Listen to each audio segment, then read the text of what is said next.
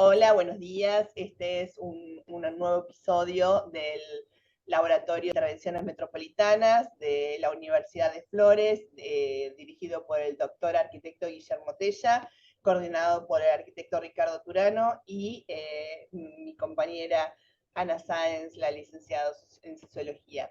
En este momento tenemos a la arquitecta Marta Alonso Vidal, que en esta oportunidad nos va a hablar de género y espacio público y la mujer en el espacio público, que la verdad es que es un referente de una mujer argentina maravillosa. Marta, bienvenida y por favor contanos un poco de vos para empezar y ahí arrancamos. Muchas gracias, semejante presentación. ¿No será demasiado? No, no, en lo absoluto. Es un honor contar contigo. Bueno, igualmente, Patricia.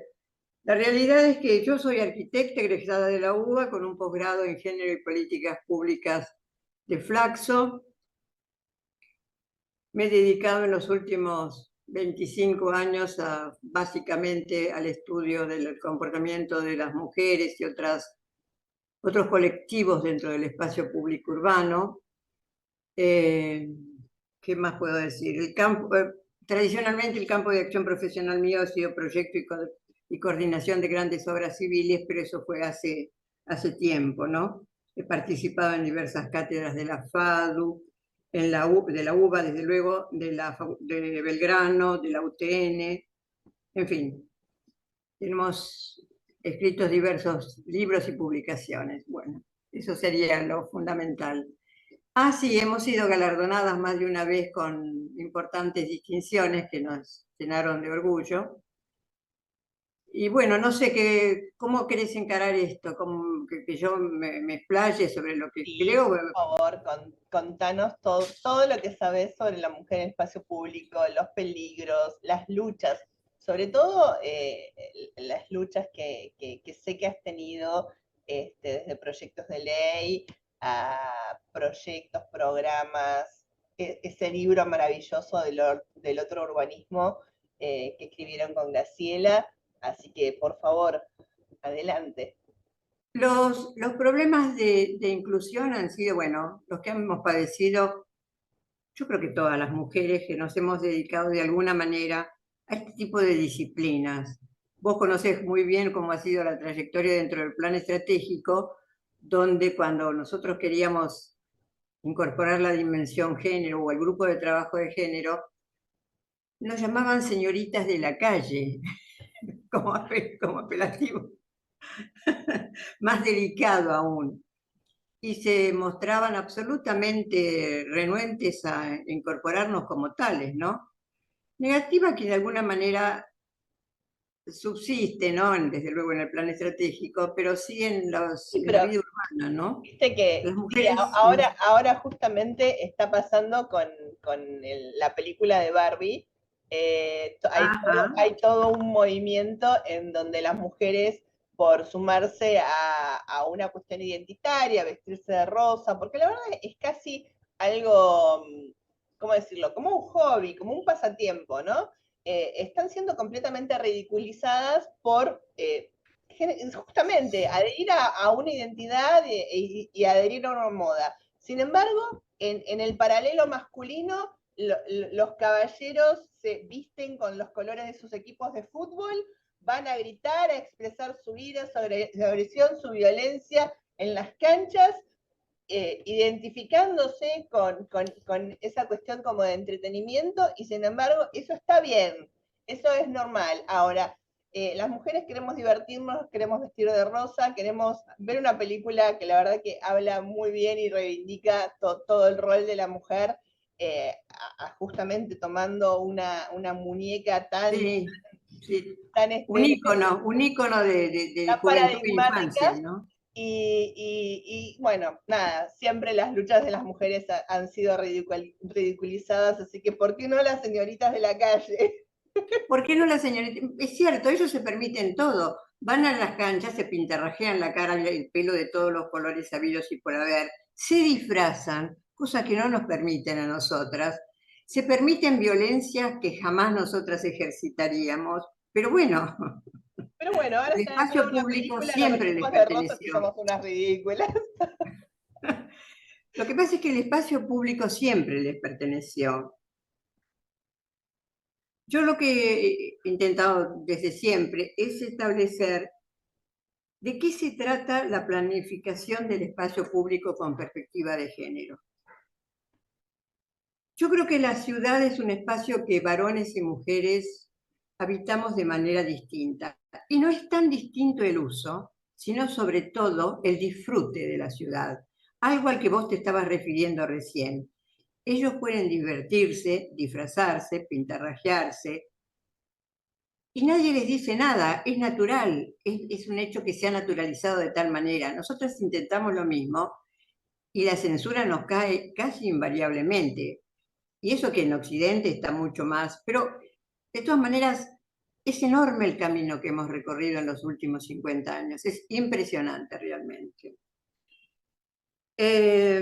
Como te decía, creo que es distinto el uso, pero sobre todo el disfrute de la ciudad. Cuando hace más de un siglo se conforman, se diseñan, si es que las ciudades alguna vez fueron diseñadas, por supuesto, salvo París o San Petersburgo, cuando nacen las ciudades más o menos contemporáneas, se las estructura y más o menos diseña en función de las actividades masculinas, en función del trabajo, a las cuales en ese momento solamente estaba incorporado el hombre. Pensemos en principios del siglo XX. Básicamente, si bien ya desde mediados del siglo XIX, las mujeres en forma de niñeras, gobernantas, qué sé yo, asalariadas, cuidadoras, prostitutas, habíamos empezado a llenar el espacio público. Cosa que, bueno, nos significaba el colmo de los castigos, ¿no? Pero de todas maneras hacíamos sentir nuestra presencia. Insisto que todo eso se hizo, el diseño de ese espacio se hizo en función de la lógica del capitalismo que incluía solamente al ciudadano varón. Aparentemente no. Blanco, ¿Cómo? al ciudadano varón y blanco. Sí, desde luego, blanco, heterosexual, educado, privilegiado, pudiente. Parece mentira, pero son los postulados de la Revolución Francesa, ¿no? Sí, sí, sí, sí. De hecho, la carta del ciudadano era la Y carta sobre del todo ciudadano. heterosexual, además la carta, sí. En ese momento parecía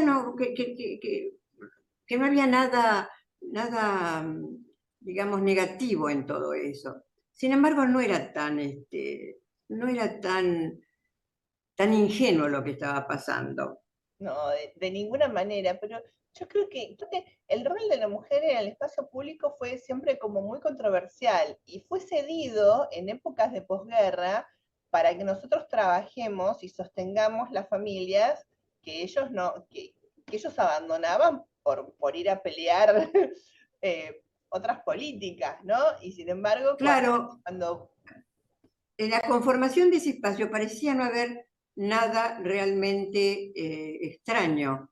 Era lo que marcaba el capitalismo, que todos aceptábamos. Las mujeres estábamos referidas al plano de la vida familiar, la vida íntima. sí, el hecho de no Entonces poder no acceder a cabíamos los en ese bienes, espacio. no poder acceder a los bienes, no poder acceder a las herencias. eh, Claro.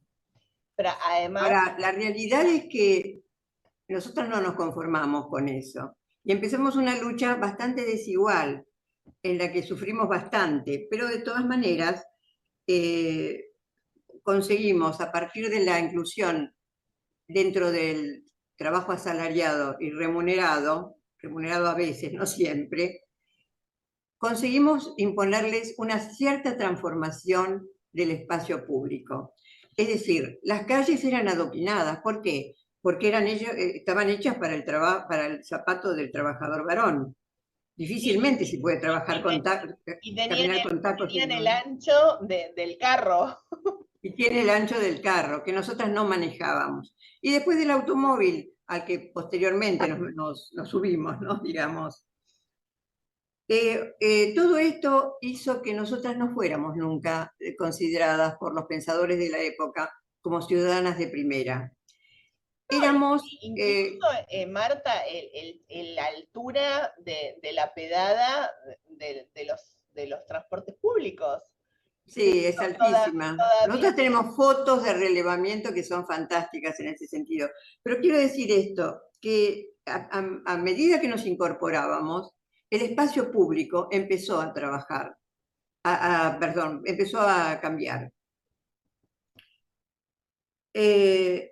Pasamos de ser ocupadas de los procesos de reproducción y cuidado a los de trabajo asalariado. En fin, eso ha producido una notable diferencia en la relación mujer-ciudad, planteando un nuevo rol de género, que es el que reivindica nuevas relaciones en la familia y en la sociedad y modifica la vida cotidiana, apareciendo otras necesidades del espacio público. Nosotras ayudamos a pensar las ciudades como los espacios estamos convencidas de ello, como los espacios de concentración máxima del poderío y de la cultura de una sociedad. Como muchos pensadores lo han definido, creemos que la ciudad, junto con el lenguaje, es la obra de arte máxima de la humanidad. Y conste que digo obra de arte, no obra técnica. Es la obra de arte mayor de la humanidad. Y relacionamos el urbanismo, y eso lo hemos practicado mucho con Patricia, al menos en el plan estratégico, más que como una disciplina tecnocrática, como una herramienta cultural y resolutiva de los problemas de la sociedad, que permita vivir mejor y tener necesidades realmente satisfechas. Eso hace necesario una inclusión muy importante en el diseño, las mujeres en el diseño de la planificación del espacio público. Eso curiosamente no solo beneficia a las mujeres, sino que beneficia a toda la sociedad. Y eso es lo que muchos varones, al resistirse a perder sus privilegios, no lo entienden así y creen que todo esto es un objeto de confrontación y no lo es para nada. Por supuesto, porque si las noches de las ciudades son seguras para las mujeres, son seguras para todos. Exactamente. Hay un axioma que dice que una mujer diseñada, una ciudad diseñada para mujeres, niños y niñas, es una ciudad diseñada para todos. Es decir, todo el mundo se beneficia con ello. Bueno, hemos visto que el siglo XX vio crecer el fenómeno ciudad, el desarrollo de las grandes urbes, donde venimos hablando que se dan relaciones asimétricas entre los diferentes colectivos urbanos. Marcó la necesidad de incorporar al plano normativo, porque ese es uno de los aspectos que más nos faltaba. La normativa institucional, la normativa jurídica, no nos la daban nunca. Pensar que nosotras, por lo menos en la ciudad de Buenos Aires, en la Argentina, llegamos al voto recién en el año 51, si bien la ley se consiguió en el año 48, 47, 48. Y la patria potestad la conseguimos recién después del año 70, después de 1970. Eso indica que ha sido un largo camino transitado, no siempre con éxito, ¿no? Bueno, decía que finalmente apareció en el mundo normativo los planes urbanos, los estratégicos, los códigos. Los planes ambientales y culturales llegaron recién a fin del siglo XX y es una normativa acorde con una sociedad urbana más compleja y diversa y sobre todo demandante de derechos. Ahora, ¿cuál es nuestro desafío? Proporcionar nuevas herramientas de monitoreo y resolución de las asimetrías de género que permiten identificar desde lo territorial, reside en proporcionar nuevas herramientas de monitoreo y resolución de las asimetrías de género, porque las asimetrías de género siguen existiendo. Por más que la lucha nuestra haya sido incansable, las asimetrías siguen existiendo. Sí. Identificar, sobre todo las siguen negando, pero siguen existiendo. Siguen existiendo, sobre todo desde lo territorial y de lo ambiental, que es el aspecto que más... Y desde lo económico, Marta. Lo económico, además, muy cierto. En el espacio de gobierno donde he trabajado, siempre me ha llamado mucho la atención, ¿no? A veces una mujer que realiza, estamos hablando de la misma tarea, ¿eh? La misma tarea, la misma función, digamos, si el rol ese lo ocupa una La mujer, misma preparación académica. la misma preparación académica, si esa actividad la desarrolla una mujer, es secretaria. Ahora, la ejerce un hombre inmediatamente es subgerente con el doble de sueldo.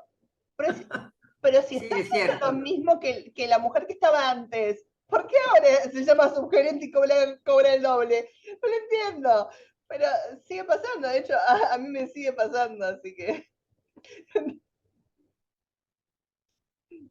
Y bueno, sí, después más adelante, si te parece, vamos a hablar de muchos de los aspectos que el ecofeminismo y otras disciplinas más actualizadas que el género y de mayor modernidad están tratando fuertemente estas cosas, porque la realidad es, de que vos decís es que si el rol de cuidado que ejercitamos las mujeres como cuidadoras de niños, de niñas, de la casa, del espacio público, la participación en organizaciones sociales, más el trabajo asalariado que también realizamos, eso implica alrededor del 60% de la producción social de toda la humanidad, de todo el mundo. Si ese trabajo de las mujeres cotidiano, trabajo de cuidado y reproducción, fuera rentado, la economía del mundo capitalista colapsaría de una manera feroz. No podría soportarlo. Porque no pensemos solamente en las ciudades, pensemos también en las labores de otro tipo que también realizamos las mujeres, la producción, la agricultura, etcétera, etcétera. Bueno, la economía del mundo colapsaría. Por eso no se puede rentar. Pero seguro, seguro. Por Eh, más que hay intentos, por lo menos en nuestra Argentina. a mí en lo personal, solo por el hecho de ser mujer, me tocó hacerme cargo de las tareas de cuidado de toda mi familia. Y no porque yo haya decidido tener hijos y formar, no, no, estoy hablando de hacerme cargo del cuidado de mis padres. Es como que, por supuesto, se daba por sentado de que yo iba a encargarme de eso. Digamos que ni siquiera tenía la opción de terciarizar el servicio o obviamente de tener un sueldo digno para poder tercerizar el servicio, con lo cual, Pero si hubieras nacido varón, no te hubiera pasado eso. no, no, de ninguna forma, porque se hubiese entendido que yo me tenía que dedicar a mi carrera y a trabajar, no sacrificar mi carrera por las tareas de cuidado, porque Así es. ¿cómo se me ocurre ir a la facultad si tengo una madre enferma, un padre enfermo? Tengo que estar ahí porque no puede haber otra persona si hay una mujer en la familia. Digamos, nosotros también nos encontramos con muchas mujeres que dicen, esta problemática no existe, esto ya es del año, de otras épocas. Pero la verdad que yo creo que las mujeres que no se quejan es porque acceden a espacios por privilegios de clase. Porque una mujer trabajadora de clase media que ha tratado de llegar y de cubrir espacios y de buscar, digamos, de ganarse su salario de forma, obviamente, trabajando, por supuesto que se ha encontrado con estos obstáculos, con estas inequidades, ¿no? con estas injusticias. Sí, yo estaba buscando entre los apuntes en el comportamiento en el espacio público, porque de eso estamos hablando, ¿no? ¿En qué radica la diferencia? Porque nosotros, tanto vos como yo, como muchos de los colegas que yo hemos tratado temas de hábitat, de vivienda, de transporte, de movilidad urbana, de ambiente, todos esos temas nos son muy, muy queridos. Sin embargo, como vos bien decís, si los dice una mujer es una cosa, si los dice un varón es otra cosa.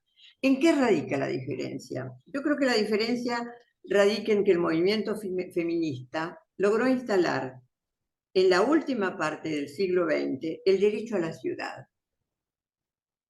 Ese ha sido un punto de inflexión fundamental. El derecho a la ciudad por parte de las mujeres como un derecho humano básico al uso de los espacios públicos, a la creación y recreación de los mismos, así como a ser actoras plenas en la conformación de la cultura urbana. Yo creo que el punto de inflexión ha sido ese, nos transformamos no solamente en opinadoras, sino en hacedoras de la cosa, a fuerza de muchos golpes y muchas dificultades, pero nos convertimos también en hacedoras, junto con otra multitud de colectivos urbanos también desclasados de alguna manera.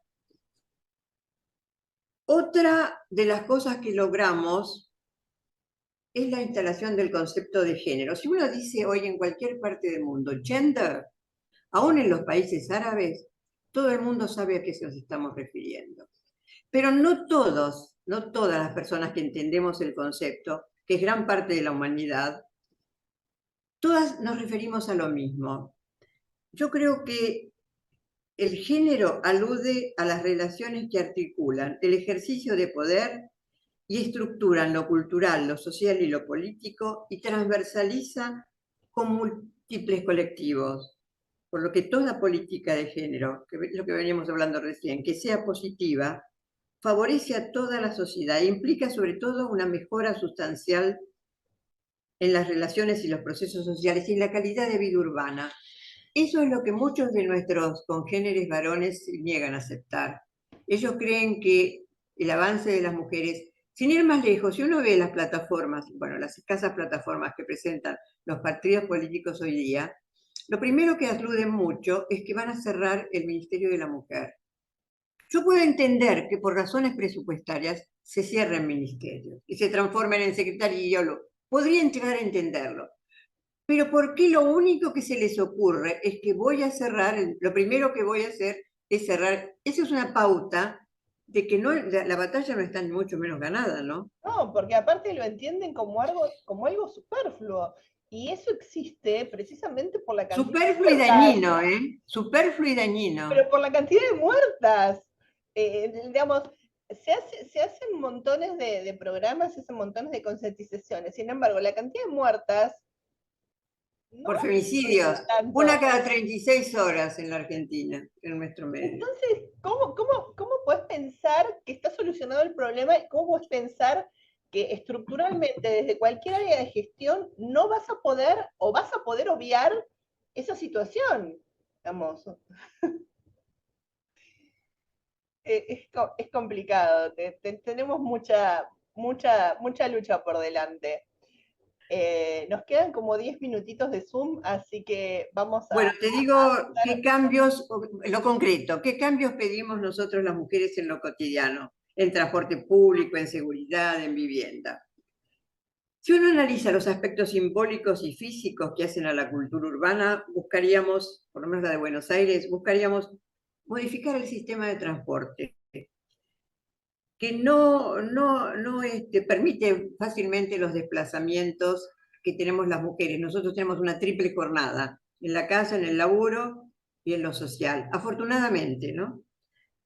Otra de las cosas que habría que estudiar y ver muy bien en función de la vida de las mujeres es la seguridad integral en sus variadas y múltiples fases. La accesibilidad plena, no solo referida a vencer las múltiples barreras urbanas y arquitectónicas, sino también a la posibilidad del acceso al verde y al espacio lúdico, que en general a las mujeres, no tanto a los varones, mucho menos, nos está privado. Al deporte en áreas públicas, que es un territorio reservado también a los varones. Al ambiente no polucionado, que nos afecta mucho más que a ellos, porque permanecemos mucho más tiempo en la casa con las tareas de cuidado.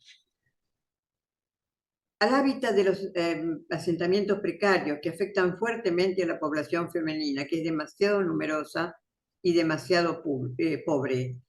¿Qué buscaríamos? El acceso a créditos blandos, no solo para emprendimientos, sino para vivienda, porque debería ser un privilegiada a las mujeres carenciadas. Eso haría bajar seriamente, lo que te estaba señalando vos, Patricia, el número de femicidios. El empoderamiento de las de escasos recursos disminuiría seriamente el índice de femicidio. A las que están en situación de calle, que la pasan muy mal y que además de pobreza sufren discapacidad. A la participación y desarrollo, por decir así, del arte público urbano.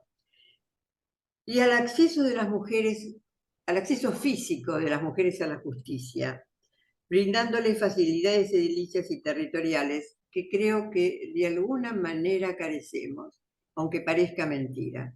En ese sentido, hemos hecho trabajos con la inolvidable Carmen Argibay, jefa sí, de la Suprema Corte de Justicia de la Nación, y Carmen hablaba y hacía maravillas en este sentido. Nosotros hicimos un trabajo muy significativo de un relevamiento de cómo eran las condiciones ambientales y físicas en que se desarrolla la justicia, por lo menos en la ciudad de Buenos Aires, o los tribunales de justicia, y de qué medida, en qué medida afectan a las mujeres. Hicimos una encuesta aproximadamente a 30 mujeres que iban desde la maravillosa Carmen Argibay, Suprema Corte de Justicia de la Nación, pasando por las sindicalistas, por las que atendían el kiosco donde se vendían las golosinas, las abogadas que muchas veces iban cargando sus hijos y que cuando los ponían en el mostrador para presentar el expediente en la mesa de entrada, la jefa de mesa de entrada dice, doctora, retire por favor esa criatura de allí. ¿Y dónde quiere que la ponga si no es acá? Si no sabe ni caminar. Bueno, en fin, se daban cosas de ese tipo.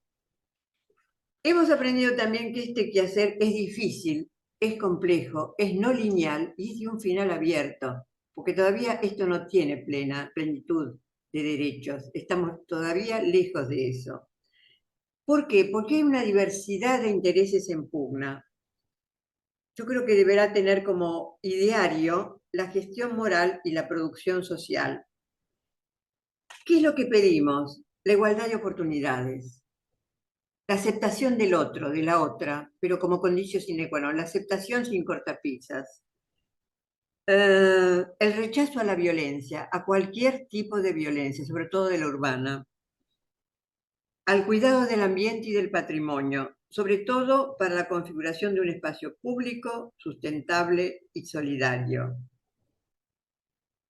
Hay mucho para hablar, los 10 minutos no alcanzan, de cómo es la historia, cómo se llegó al desenvolvimiento de estas ciudades y cuál ha sido su relación en